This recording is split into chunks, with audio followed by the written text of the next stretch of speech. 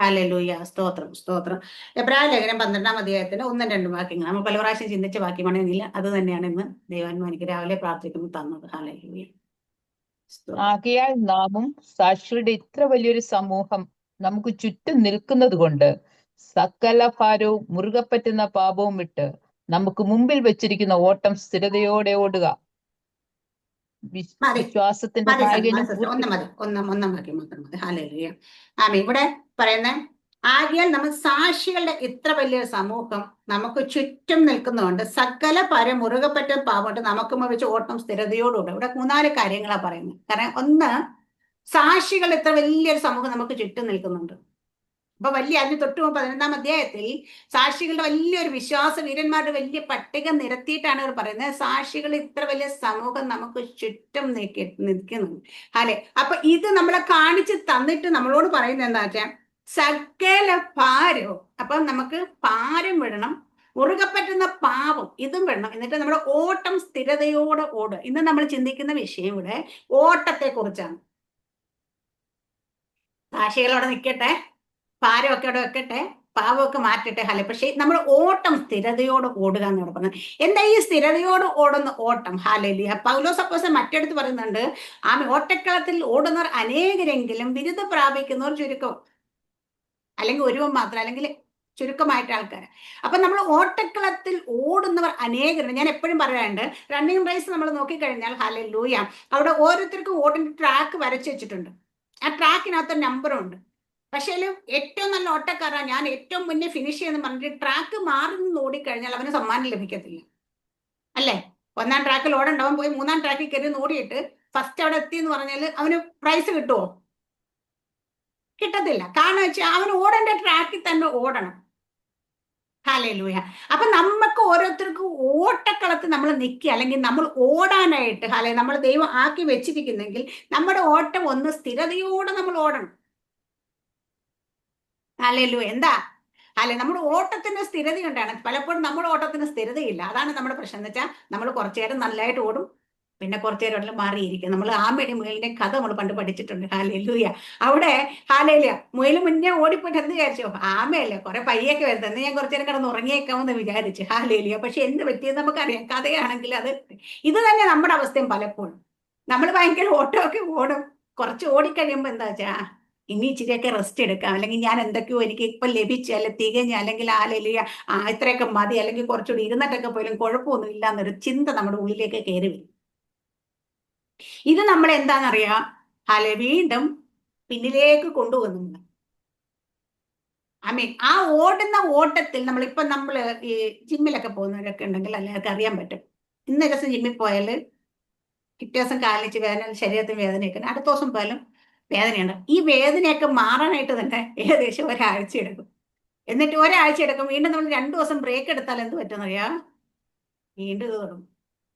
പിന്നെ നമ്മൾ എന്താ വെച്ചാൽ 2 ദിവസം ബ്രേക്ക് എടുത്തിട്ട് വീണ്ടും പോയിട്ട് ഈ വേദന മാറുന്ന അവസ്ഥ എത്താൻ വീണ്ടും ബ്രേക്ക് എടുക്കും. പ്രയോജനം ഉണ്ടാകത്തില്ല. കാരണം എന്താ വെച്ച് കഴിഞ്ഞാല് ഇത് സ്ഥിരമായി പോകും. നമ്മുടെ ശരീരത്തെ നമ്മൾ അഭ്യസിപ്പിച്ച് കഴിയുമ്പോൾ, ശരീരം അതുമായിട്ട് അഡ്ജസ്റ്റ് ആയി കഴിയുമ്പോൾ, ശരീരത്തിന് അതുമായിട്ട് എന്താ പറയാ, അതിലേക്ക് എത്തിക്കഴിയുമ്പോൾ വീണ്ടും നമ്മൾ അതിന്റെ അടുത്തൊരു പടിയിലേക്ക് നമ്മൾ അതിനെ ട്രെയിൻ ചെയ്താൽ മാത്രമേ അത് മുന്നോട്ട് പോകത്തുള്ളൂ. മനസ്സിലാകുന്നത്? അതുപോലെ നമ്മൾ ഈ ഓട്ടം ഓടുമ്പോൾ 4 ദിവസം ഓടിയിട്ട് കിതച്ചിട്ട്, അല്ലെങ്കിൽ ക്ഷീണിച്ചെന്ന് പറഞ്ഞ്, അല്ലെങ്കിൽ ഇപ്പൊ തൽക്കാലം കുഴപ്പമൊന്നുമില്ല, ഇപ്പൊ ഓക്കെ ആയി, ഇപ്പൊ റണ്ണിങ് അപ്പൊ സ്റ്റേബിൾ ആയി, ഇനി നമുക്ക് ഇച്ചിരി റെസ്റ്റ് ഒക്കെ എടുത്ത് പോകാന്ന് വെച്ചാൽ ഒരിക്കലും നിങ്ങൾ അടുത്ത ഒരു ഓട്ടത്തിലേക്ക് പോകുമെന്നല്ല വിചാരിക്കേണ്ടുന്നത്. അവിടുന്ന് വീണ്ടും നിങ്ങൾ എന്താ വെച്ചാൽ ഇത് തന്നെ നിങ്ങളുടെ ജീവിതത്തിൽ അല്ല, എന്നും നമ്മൾ ഓടും, ഒരിടത്ത് എത്തും, വീണ്ടും അവിടുന്ന് വീണ്ടും ഓടിയാണ്. നിൽക്കുന്ന പോയിന്റ് നമുക്ക് മുൻപോട്ട് ഓടാൻ പറ്റത്തില്ല. മുൻപോട്ട് ഓടണമെങ്കിൽ ഓട്ടക്കളത്തിൽ ഓടുന്നവർ ക്ഷീണിച്ചിരുന്നാൽ അവർക്ക് ഓട്ടക്കളത്തിൽ നമ്മൾക്കറിയാം, റണ്ണിങ് റേസ് ഒക്കെ നടക്കുന്നതിൽ വർഷത്തിൽ ഒരിക്കലായിരിക്കും അവർ ഓടാൻ പോയിട്ട്, ഒളിമ്പിക്സിലോ അല്ലെ മറ്റേ 4 വർഷം കൂടും, അല്ലെങ്കിൽ ഓരോ സ്ഥലത്ത് മത്സരത്തിൽ പങ്കെടുക്കുന്ന ചിലപ്പം ഒരു വർഷം കൂടുമ്പോഴൊക്കെ ഒരു പ്രാവശ്യമായിരിക്കും അവർ പോകുന്നത്. പക്ഷേ അവർ വർഷത്തിൽ ഒരു പ്രാവശ്യം ആണെന്ന് ചോദിച്ചാൽ ബാക്കിയുള്ള ദിവസം കിടന്ന് ഉറങ്ങുകയല്ല ചെയ്യുന്നത്. അവർ അതുവരെ അവരെ പരിശീലിപ്പിച്ചുകൊണ്ടേയിരിക്കും. എല്ലാ ദിവസവും രാവിലെ എഴുന്നേറ്റ് ഇത്ര കിലോമീറ്റർ ഓടി അവരുടെ ശരീരത്തെ അവരെ ട്രെയിൻ ചെയ്ത് ഒരു വർഷം കഴിയുമ്പോൾ അവരെ ഓട്ടക്കളത്ത് നിൽക്കുമ്പോൾ വിരുദ്ധോടെ ഓടാൻ വേണ്ടിയിട്ട് അവരവരുടെ ശരീരത്തെ എല്ലാ ദിവസവും അഭ്യസിപ്പിക്കുക, റെസ്റ്റ് ഇല്ല. ഹല്ലേലൂയ. നമുക്ക് അതുപോലെ അറിയാം, സ്പോർട്സ് താരങ്ങളൊക്കെ നമ്മൾ കഴിക്കുന്ന എല്ലാ ഭക്ഷണവും അവർക്ക് കഴിക്കാൻ പറ്റത്തില്ല. കാരണം അവര് വർജനം അവരുടെ ജീവിതത്തിൽ ഒരുപാട് ഫുഡ്, ഒരുപാട് ഐറ്റംസ് അവർ വർജിക്കണം. എന്തിനാന്ന് വെച്ചാൽ ഇവിടെ ജയിക്കാൻ വേണ്ടി അവർ വർജിക്കണം. അതുപോലെ തന്നെയാണ് നമ്മൾ ആത്മീയ ജീവിതത്തിൽ നമ്മൾ ഓടുമ്പോൾ നമുക്കൊരു വർജനമുണ്ട്. നമുക്ക് വേണ്ടാത്തതൊക്കെ മാറ്റിയിട്ട് അതിനെല്ലാം ഉപേക്ഷിച്ചുകൊണ്ട് നമ്മൾ നമ്മുടെ ശരീരത്തെ അവർ ട്രെയിൻ ചെയ്യുന്ന പോലെ നമ്മുടെ ആത്മാവിൽ നമ്മൾ ട്രെയിനിങ് ആയി നമ്മുടെ അകത്തെ മനുഷ്യർ ട്രെയിൻ ചെയ്ത് നമ്മൾ ഓടിയാൽ മാത്രമേ നമുക്ക് സ്ഥിരമായി ഓടാനും ഓട്ടക്കളത്തിലെ ലക്ഷ്യസ്ഥാനത്തേക്ക് എത്താനും പറ്റത്തുള്ളൂ. അപ്പൊ നമ്മുടെ ഓട്ടം സ്ഥിരതയോടെ ഓടണം. അതാണ് ഇവിടെ പരിശുദ്ധാത്മ നമ്മളോട് പറയുന്നത്. ആ സ്ഥിരതയോടെ ഓടണമെങ്കിൽ നമ്മുടെ ജീവിതത്തിൽ പലതും നമ്മൾ മാറ്റണം. നമ്മളിപ്പോ തന്നെ ഇവിടെ വചനം ഓരോരുത്തർ പറയും. അപ്പൊ എന്തെങ്കിലും നമുക്കൊരു പരിശുദ്ധാത്മ ഇടപെട്ടാൽ നമ്മളത് കറക്റ്റ് ചെയ്യുന്നതിന്റെ കാര്യം അവർ പറയുന്ന വചനം തെറ്റാണെന്ന് നാളെ അവർ പറയാതിരിക്കാൻ വേണ്ടിയിട്ടോ അല്ല. ചിലപ്പോൾ ഇത് ഇവർ പറയുന്ന സമയത്തായിരിക്കും നമ്മൾക്ക് കൊണ്ട് പോലും പരിശുദ്ധാത്മ ഇടപെടുമ്പോൾ നമുക്ക് പോലും അത് അങ്ങനെ ഒരു റെവലേഷൻ അല്ലെങ്കിൽ അങ്ങനെ ഒരു സാധനം റിവീലായി വരുന്നത്. അപ്പൊ അതിന് കാരണം ഇവർ പറഞ്ഞതുകൊണ്ട് അത് വരുന്നത്. ഞാൻ പലപ്പോഴും കുട്ടികളെ പഠിപ്പിക്കുന്ന ടീച്ചേഴ്സിന്റെ കാര്യം ഞാൻ ചിലപ്പോഴൊക്കെ മീൻസ് കുഞ്ഞുങ്ങൾക്ക് അല്ലാതെ ഞാൻ മറ്റുള്ളവർക്ക് ട്യൂഷനൊക്കെ ചില സമയത്ത് പഠിപ്പിക്കാറുണ്ട്. ഏതാണെന്ന് വെച്ചാൽ പ്രൊഫഷണൽ അല്ല, ഞാൻ ആരെങ്കിലും സഹായിക്കണ്ട. അപ്പൊ പഠിപ്പിക്കാൻ ഇരിക്കുമ്പോഴായിരിക്കും നമ്മൾ കൂടുതൽ പഠിക്കുന്നത്. കാരണം എന്ന് വെച്ച് കഴിഞ്ഞാൽ കൊച്ചുങ്ങൾ അവർ കൂടിയിരിക്കുന്നവർ പലയിടത്തുനിന്നും ക്വസ്റ്റ്യൻസ് ഇങ്ങോട്ട് ചോദിക്കുമ്പോഴായിരിക്കും ഇങ്ങനെ ക്വസ്റ്റ്യൻ ഉണ്ടല്ലോ എന്ന് വെച്ചാൽ നമ്മൾ അതിന്റെ ആൻസർ തപ്പുന്നു. അപ്പൊ നമ്മൾ കൂടുതൽ നമ്മൾ പഠിക്കുന്നത് എപ്പോഴും നമ്മൾ പഠിപ്പിക്കുമ്പോഴാണ് പഠിക്കുന്നത്. നമ്മൾ പഠിക്കുമ്പോഴല്ല, നമ്മൾ പഠിപ്പിക്കുമ്പോഴാണ് കൂടുതൽ നമ്മൾ പഠിക്കുന്നത്. നമ്മൾ പഠിപ്പിക്കുമ്പോൾ നമ്മൾ കേട്ട് പഠിക്കുന്ന കാര്യങ്ങൾ നമ്മുടെ ബുദ്ധിയിൽ സ്റ്റോർ ചെയ്യുമെങ്കിൽ നമ്മൾ പഠിപ്പിക്കുമ്പോൾ നമ്മൾ എങ്ങനെ നമ്മൾ കുറെയൊക്കെ നോക്കി കണ്ടുപിടിച്ച് വായിച്ച് പഠിക്കുന്നത് കാര്യം നമ്മുടെ എന്നും നമുക്കത് ഹൃദയത്തിൽ കിടക്കും, ബുദ്ധി കിടക്കും. കാരണം വെച്ചാൽ നമ്മൾ സ്വയമായിട്ട് അതിന് വേണ്ടിയിട്ട് എന്താ പറയുക നമ്മളെ തന്നെ ട്രെയിൻ ചെയ്യണം അവരെ പഠിപ്പിക്കാൻ വേണ്ടിയിട്ട്. മറ്റുള്ളവർ നമ്മളെ ട്രെയിൻ ചെയ്യുന്നതിനെക്കാട്ടി കൂടുതൽ നമ്മളെ തന്നെ. അതാണ് നമ്മൾ വചനം വായിക്കുമ്പോൾ നമ്മൾ കേട്ട് പഠിക്കുന്നതിനെക്കാട്ടി കൂടുതൽ വചനം നമ്മൾ തന്നെത്താനെ കണ്ടെത്തി ഭക്ഷിക്കുമ്പോഴാണ് അത് നമ്മുടെ ഹൃദയത്തിൽ ഉൾനട്ടതാകുന്നത്. നമുക്ക് എല്ലാവർക്കും അറിയാം, നമ്മളോട് ദൈവം വ്യക്തിപരമായി ഇടപെട്ടേക്കുന്ന വചനമൊക്കെ നമ്മുടെ ഹൃദയത്തിൽ കാണും, ഇല്ലേ? നമ്മൾ കേൾക്കുന്ന എന്തോരം വചനം നമ്മൾ കേൾക്കുന്നുണ്ട്. ഈ കേൾക്കുന്നതൊന്നും മോശമായിട്ടല്ല നമ്മൾ നിൽക്കാത്തതിന്റെ കാരണം. പക്ഷെ നമ്മൾ സ്വന്തമായി കണ്ടെത്തി ഭക്ഷിക്കാൻ ശ്രമിക്കുമ്പോഴാണ് അതുകൊണ്ടാണ് നമ്മൾ വചനം വായിക്കുകയും വചനം മെഡിറ്റേറ്റ് ചെയ്യണമെന്ന് പറയുന്നത്. അപ്പൊ ഇത് ഓരോ ദിവസവും നമ്മളിപ്പം ഒരു മാസത്തിന്റെ ആരംഭ ദിവസം നമ്മൾ നിൽക്കുക, ജൂലൈ മാസം 1-ാം തീയതി, ഈ മാസം മുഴുവൻ ഓടാനുള്ള ഒരു മന്ന നമുക്ക് ഈ ദിവസം തന്നെ നമ്മൾ പ്രാപിച്ചെടുത്തോണ്ട് പോവുകയാണെങ്കിൽ നമുക്ക് ഇത് പോകുന്ന വഴിയിലൊക്കെ നമുക്ക് ബലമായിരിക്കും. നമുക്കറിയാം, നമുക്ക് യേശാവിനെയും യാക്കോബിനെയും അറിയാം. ഇവിടെ അത് ഇസഹാക്കിന്റെ 2 പുത്രന്മാരായിരുന്നു. പക്ഷേ യേശാവിനെ ദൈവം ദേഷിച്ച് യാക്കോബിനെ തിരഞ്ഞെടുത്തു എന്ന് ദൈവത്തിന്റെ വചനത്തിനടുത്ത് എഴുതി വെച്ചിട്ടുണ്ട്. അപ്പൊ യേശാവിനോട് ദൈവത്തിന് വെറുപ്പായിരുന്നു വെച്ചാൽ ഒരിക്കലും വെറുപ്പല്ല. പക്ഷെങ്കിൽ അവന്റെ കയ്യിലേക്ക് ആ ഉത്തരവാദിത്വം കൊടുക്കാൻ ദൈവം തയ്യാറായിരുന്നില്ല. കാരണം അത് കൊടുത്തു കഴിഞ്ഞാൽ അത് നന്നായി ചെയ്യില്ല എന്ന് ദൈവത്തിന് അറിയാവുന്നത് കൊണ്ട് തന്നെയാണ് മൂത്തവനെ ത്യജിച്ചിട്ട് ഇളവനെ ദൈവം തിരഞ്ഞെടുത്തതിന്റെ കാര്യം. അവിടെ ദൈവത്തിന്റെ ഒരു തിരഞ്ഞെടുപ്പ് അവിടെ വീണ കാര്യം എന്ന് വെച്ചാൽ ദൈവത്തിന് അറിയാം അവൻ എങ്ങനെ അത് കൊണ്ടുപോകുന്നു അറിയാവുന്നു. അപ്പൊ നമ്മുടെ ജീവിതത്തിൽ നമ്മുടെ കയ്യിലേക്ക് ദൈവം എന്തെങ്കിലും തരണമെങ്കിൽ അവിടെ നമ്മളത് എങ്ങനെ ചെയ്യുമെന്ന് ദൈവത്തിന് അറിഞ്ഞിട്ട് തന്നെ തരുന്നത്.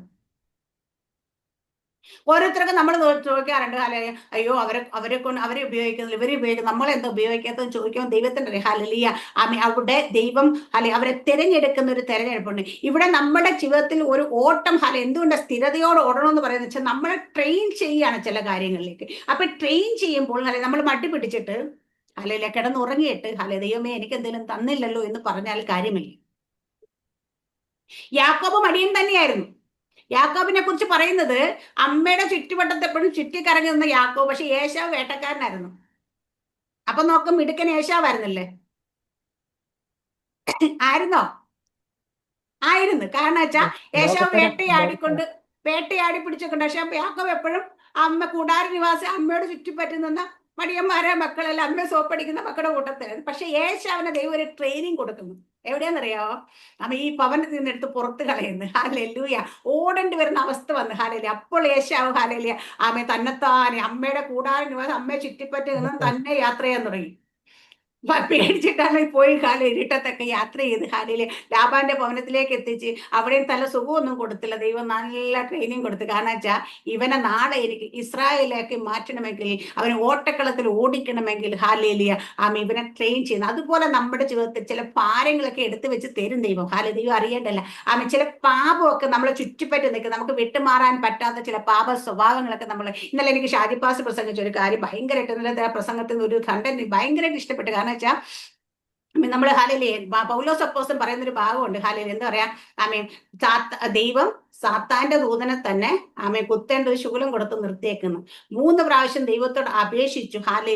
എന്നിട്ടും അതെന്നെ വിട്ട് മാറിയില്ല എന്ന് അപ്പം പറയുന്ന ഒരു ഭാഗമാണ്. അപ്പൊ ദൈവദാസൻ പറഞ്ഞത് 3 പ്രാവശ്യം 3 നേരം പ്രാർത്ഥിച്ചു എന്നല്ല, 3 കോഴ്സ് അത് ഇംഗ്ലീഷിൽ പറഞ്ഞേക്കുന്ന ആ ഒരു അപ്പൊ 3 പ്രാവശ്യം എന്ന് വെച്ചാൽ 3 ഉപവാസം ഇരുന്നിട്ടുണ്ടാവും. ചിലപ്പോൾ 3 പ്രാവശ്യം, ഒരു ഉപവാസം 21 ദിവസം, ഒരു ഉപവാസം 40 ദിവസമായിരിക്കും.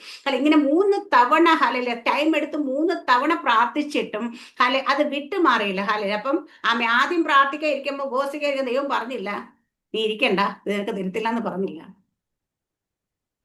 രണ്ടാമത് ഇരുന്നപ്പോഴോ അന്നേരം ദൈവം പറഞ്ഞില്ല നിനക്ക് നീ ഉപവസിക്കണം, നീ പ്രാർത്ഥിക്കേണ്ടത് നിനക്ക് തരുത്തില്ല എന്ന് പറഞ്ഞു. പക്ഷെ 3 പ്രാവശ്യം പൂർത്തിയാക്കി കഴിഞ്ഞപ്പോൾ പറഞ്ഞ് ഇത് മാറത്തില്ല നിനക്ക്.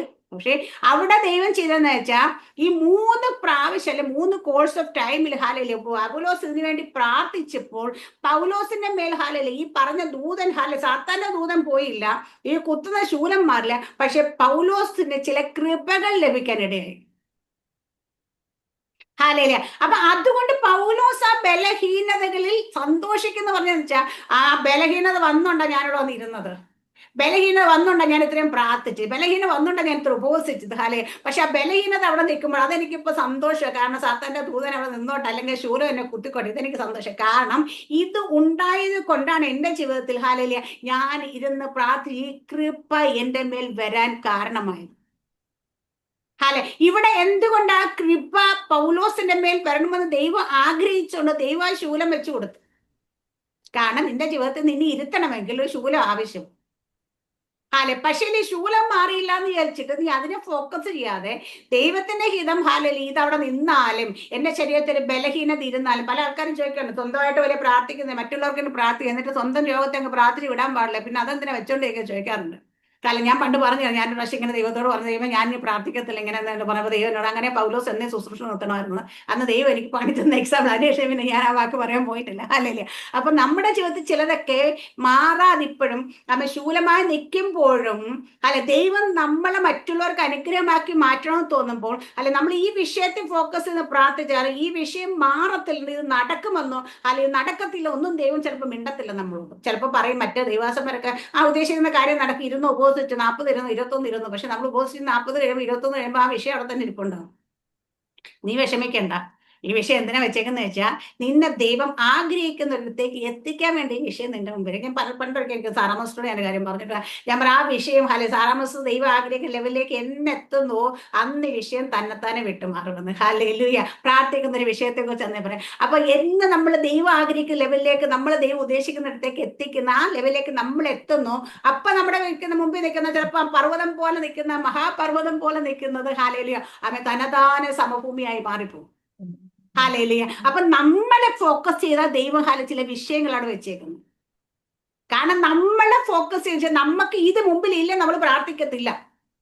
ഇത് മുമ്പിലില്ലെങ്കിൽ നീ ഒരുങ്ങത്തില്ല. ഇത് മുമ്പിലില്ല നീ ഓടത്തില്ല. അപ്പൊ നിന്നെ ഒന്ന് ഓടിക്കണമെങ്കിൽ, നിന്റെ ഓട്ടം ഒന്ന് സ്ഥിരതയോട് ഓടിക്കണമെങ്കിൽ നമുക്കറിയാം ഇവിടെ എല്ലാവരും ഇരിക്കുന്ന വെളുപ്പാങ്കാലത്ത് എന്ന് 3:30 ആകുമ്പോൾ എഴുന്നേറ്റ് കുത്തിയിരുന്ന് പ്രാർത്ഥിക്കുന്നു. ഒരു ദിവസം പോലും മുടങ്ങാത്ത ആൾക്കാർ ഇതിനകത്തുണ്ട്. കാരണം എന്താ വെച്ചാൽ അവരെന്തുകൊണ്ട് ഇത് തട്ടി ഉണർത്തി എഴുന്നേൽപ്പിച്ചിരുത്തുന്ന വെച്ചാൽ അവരുടെ മുമ്പിൽ ഒരു സബ്ജക്റ്റ് വെച്ചിട്ടുണ്ട് ദൈവം. ആ സബ്ജക്റ്റ് അവിടെ ചലിക്കണമെങ്കിൽ നീ ദൈവം ആഗ്രഹിക്കുന്ന ലെവലിലേക്ക് എത്തണം. നമ്മൾ ആ ലെവലിലേക്ക് എത്തിക്കഴിഞ്ഞാൽ ആ സബ്ജക്റ്റ് പിന്നെ ഒന്നും നമുക്ക് സബ്ജക്റ്റേ അല്ല, അല്ലെങ്കിൽ അത് മാറിപ്പോകും. പൗലോസ് പിന്നെ എപ്പോഴെങ്കിലും അയ്യോ എന്റെ ശൂലം പോലെ ഓർത്ത് പ്രാർത്ഥിക്കുന്ന എവിടെയെങ്കിലും എഴുതി വെച്ചിട്ടുണ്ടോ? ദുഃഖിക്കുന്നതിന് എഴുതിയിട്ടുണ്ടോ? ഇല്ല. ഹാലയിലെ കാരണം എന്താന്ന് വെച്ച് കഴിഞ്ഞാൽ അത് പിന്നെ ഒരു വിഷയമേ അല്ലാതായി മാറും നമുക്ക്. ഹാലയിലെ അത് നമ്മുടെ മുമ്പിൽ ഹാലയിലെ അങ്ങനെ ഒരു സംഭവം നമുക്ക് നമ്മുടെ ജീവിതത്തിൽ ഇങ്ങനെ സംഭവം നിൽക്കുന്ന അത് എവിടെയെങ്കിലും നിൽക്കട്ടെ, അത് എവിടെയെങ്കിലും പൊക്കട്ടെ, എനിക്കത് വിഷയമേ അല്ലാന്ന്. അതുകൊണ്ടാണ് ഞാൻ പറഞ്ഞത്, ഇവിടെ ദൈവം കർത്താവ്, ഇവിടെ പരിശുദ്ധാത്മാർ പറഞ്ഞത് അമ്മ നമ്മൾ ആ ദേവദാസൻ തന്നെയാണ് എഴുതിയേക്കുന്നത്. നമ്മുടെ ഓട്ടം സ്ഥിരതയോടെ ഓടണം. നമ്മൾ ഓടിക്കാൻ വേണ്ടിയിട്ട് ഈ സ്ഥിരതയിലേക്ക് കയറ്റി. ഇപ്പൊ എല്ലാ ദിവസവും രാവിലെ എഴുന്നേക്കുന്ന ഇപ്പൊ ചില ആൾക്കാരുണ്ട് ഒരു ദിവസം വന്നിട്ട് ശനിയാഴ്ച മാത്രം വരുന്ന ആൾക്കാരുണ്ട് നമ്മുടെ പ്രേയറിൽ. എന്താ ബാക്കിയുള്ള ദിവസം അവർക്ക് ഉണർന്നെഴുന്നേക്കാൻ മടിയാ. കാരണം എന്താന്ന് വെച്ച് കഴിഞ്ഞാൽ അവർക്ക് സ്ഥിരതയോട് ഓടാൻ ഇഷ്ടമില്ല. ഹല്ലേലൂയ. പക്ഷേ എന്നും രാവിലെ എഴുന്നേറ്റ് വരുന്നവരെന്താ, അവർക്ക് സ്ഥിരതയോടൊരു ഓട്ടം. അല്ലെ ഒരു ദിവസം പ്രാർത്ഥിച്ചില്ലെങ്കിൽ, നമ്മൾ എപ്പോഴും പണ്ട് തറമുസ്ലിം പറയാറുണ്ട്, നമ്മൾ പലപ്പോഴും ഒരു ദിവസം പ്രാർത്ഥന മുടങ്ങി കഴിയുമ്പോൾ നമുക്ക് എന്തോ ഒരു ഭയങ്കര വിഷമം അല്ലേ.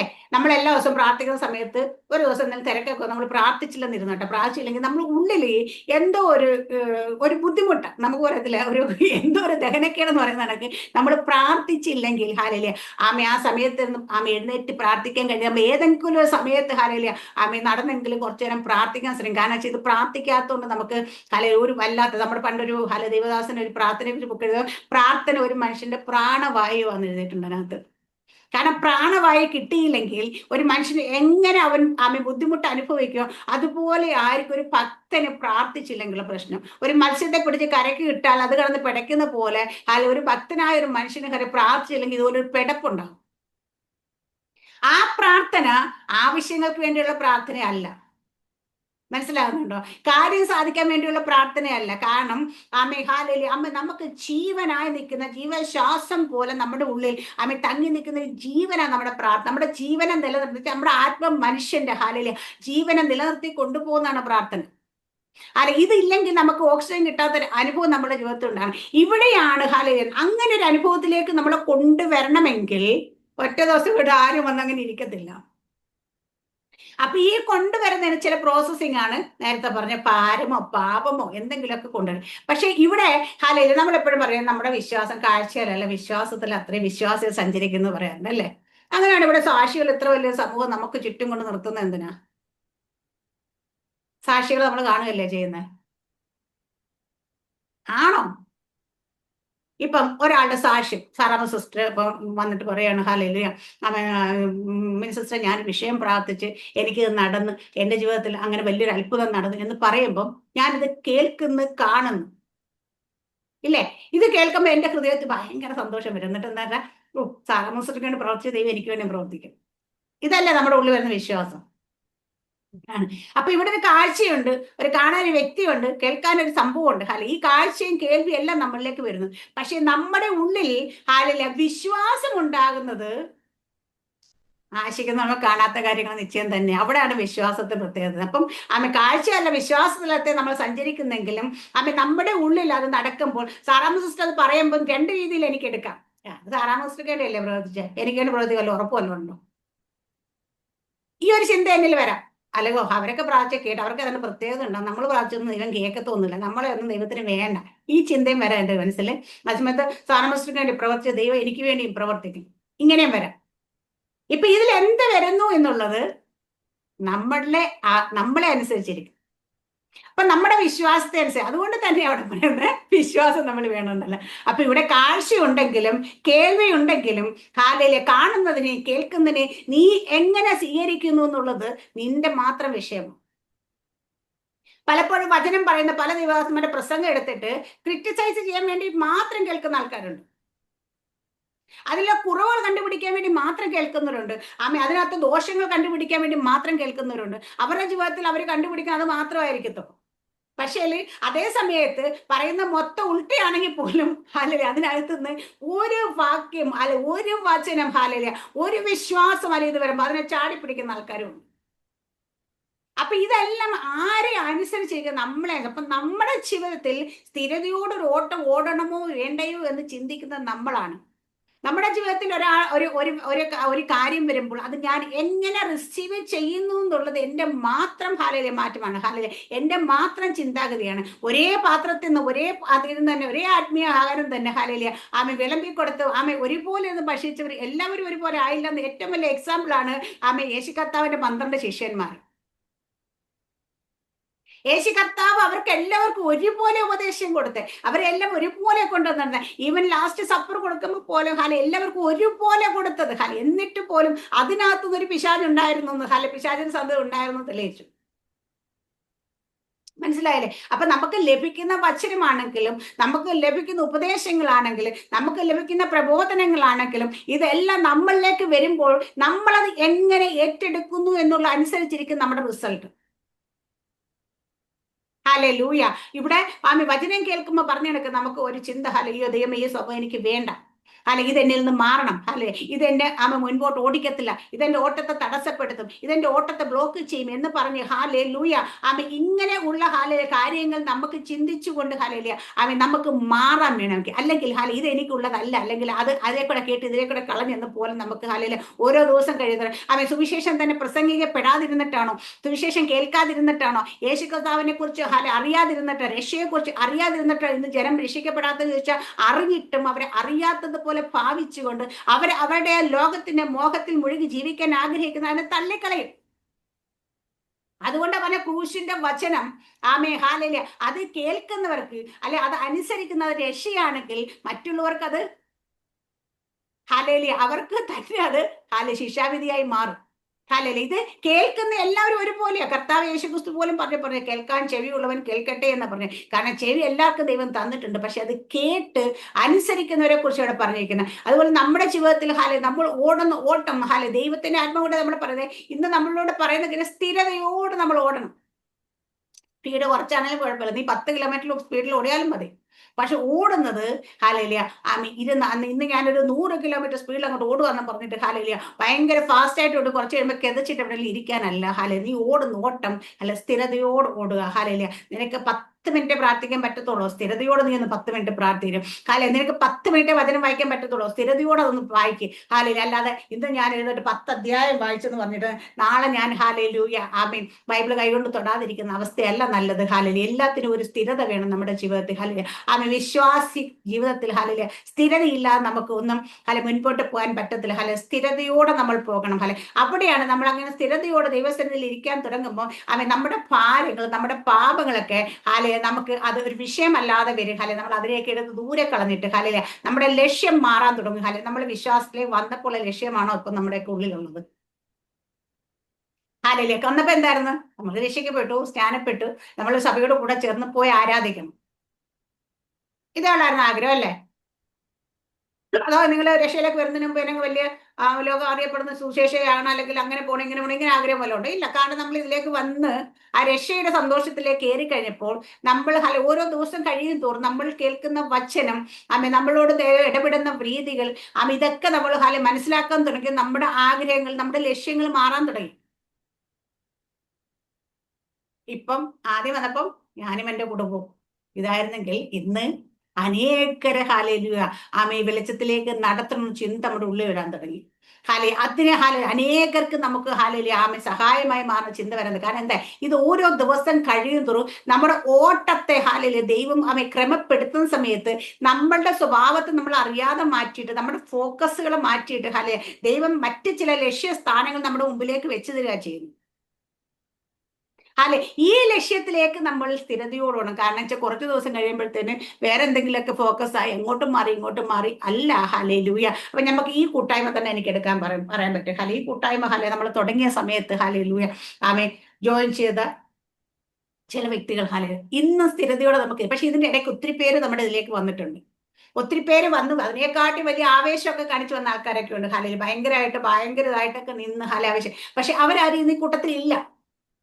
കാരണം വെച്ചാൽ അവരുടെയൊക്കെ വരവിൽ അല്ലെങ്കിൽ പോക്കിൽ അവര് ഫോക്കസ് ചെയ്തെങ്കിലും വ്യക്തിയായിരുന്നു. ചിലപ്പോൾ നീ ലീഡ് ചെയ്യുന്നത് ചിലപ്പോൾ എന്നെ ആയിരിക്കും അല്ലെങ്കിൽ നമ്മുടെ നിൽക്കുമ്പോഴേക്കും മറ്റാരെങ്കിലും അവർ ഫോക്കസ് ചെയ്തെങ്കിൽ ഈ ഫോക്കസ് ചെയ്ത വ്യക്തി എന്തെങ്കിലും അവർക്ക് ഇഷ്ടമില്ലാത്ത കാര്യങ്ങൾ സംഭവിച്ചു കഴിഞ്ഞാൽ അവരതിൽ നിന്ന് മാറിപ്പോകും. പക്ഷെ അവരുടെ ഫോക്കസ് ദൈവരാജ്യത്തെ കുറിച്ചാണ് അവരുടെ ഫോക്കസ് എങ്കിൽ, അവരുടെ വിളിയെ കുറിച്ചാണ് അവരുടെ ഫോക്കസ് എങ്കിൽ, അവരുടെ തിരഞ്ഞെടുപ്പിനെ കുറിച്ചാണ് അവർക്ക് ഫോക്കസ് എങ്കിൽ, ആ കർത്താവ് യേശു ക്രിസ്തുവിനെ കുറിച്ചാണ് ഫോക്കസ് എങ്കിൽ അവരൊരിക്കലും വ്യക്തികളെ നോക്കിയിട്ട് മാറിപ്പോകത്തില്ല.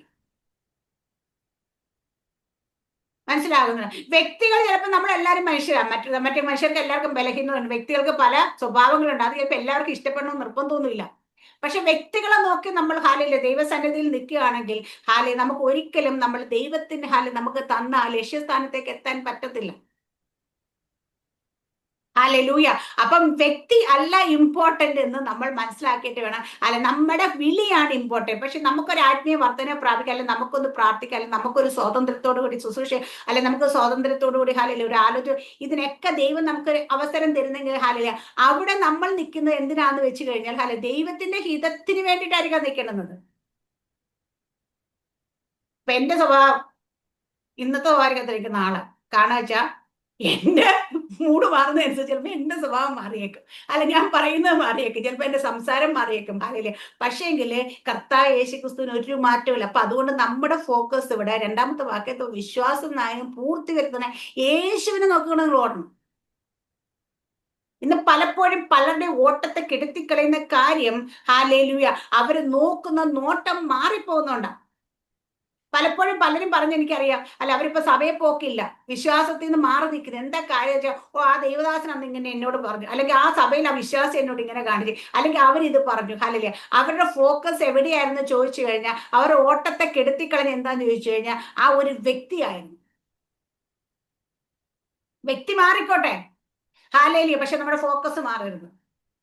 നമ്മുടെ ഫോക്കസ് നമ്മൾ എപ്പോഴും നമ്മുടെ കർത്താവ് യേശുക്രിസ്തു നോക്കണം. അപ്പൊ അതുകൊണ്ട് നമ്മുടെ ഓട്ടം സ്ഥിരതയോടെ ഓടണമെങ്കിൽ നമ്മുടെ നോട്ടം എവിടെയായിരിക്കണം എന്നാണ് പറയുന്നത്? യേശുക്രിസ്തുവിലായിരിക്കണം നോട്ടം. കർത്താവ് യേശുക്രിസ്തു നോക്കിക്കൊണ്ടാ നിങ്ങൾ ഓടുന്നെങ്കിൽ നിങ്ങളുടെ ഓട്ടത്തെ കെടുത്തിക്കളെ ആർക്കും പറ്റത്തില്ല, അതിനെ തടസ്സപ്പെടുത്താൻ ആർക്കും പറ്റത്തില്ല. അതിനെ മടുപ്പിക്കാൻ ആർക്കും പറ്റത്തില്ല. നമ്മൾ സ്ഥിരതയോടെ ഒരു ഓട്ടം വരും. കാരണം ഇവിടെ ഇതാ പറഞ്ഞു, ഭാരം പാപം ഇതൊന്നുമല്ല, വിശ്വാസ സമൂഹം ഇതൊന്നുമല്ല. നമ്മുടെ ഫോക്കസ് നമ്മൾ നോക്കേണ്ട എവിടെയാ വെച്ചാൽ, നമ്മുടെ ലക്ഷ്യസ്ഥാനം എവിടെയാന്ന് വെച്ചാൽ വിശ്വാസ നായകനും പൂർത്തി വരുന്നതിനെ യേശുവിനെ നോക്കിക്കൊണ്ടോണം.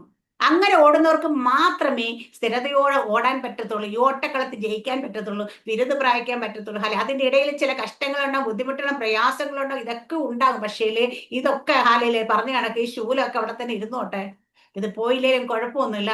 പക്ഷേ കൃപയായവൻ അവിടെ നിൽപ്പുണ്ട്. ഞാൻ ആ കൃപയിലേക്ക് ഓടുന്ന ഓട്ടം നമ്മുടെ ഫോക്കസ് അതിലേക്ക് വന്നു കഴിഞ്ഞാൽ നമ്മൾ ഓടും. ഒരിടത്ത് പോലും മടുത്തിരിക്കത്തില്ല.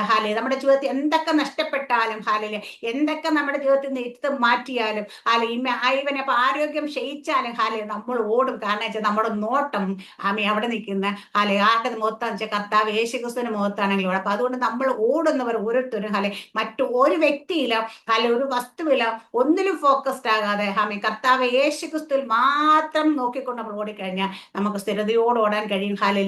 ഈ വചനത്തെ എല്ലാവരും അനുഗ്രഹിക്കുമാറാട്ടെ. സമയം ഒത്തിരി മുൻപോട്ട് വന്ന് എനിക്കറിയാം, എന്നാലും പ്രാർത്ഥിക്കേണ്ടതാണ്. അപ്പൊ എല്ലാവരും ദൈവം അനുഗ്രഹിക്കട്ടെ. ആമേൻ. God bless.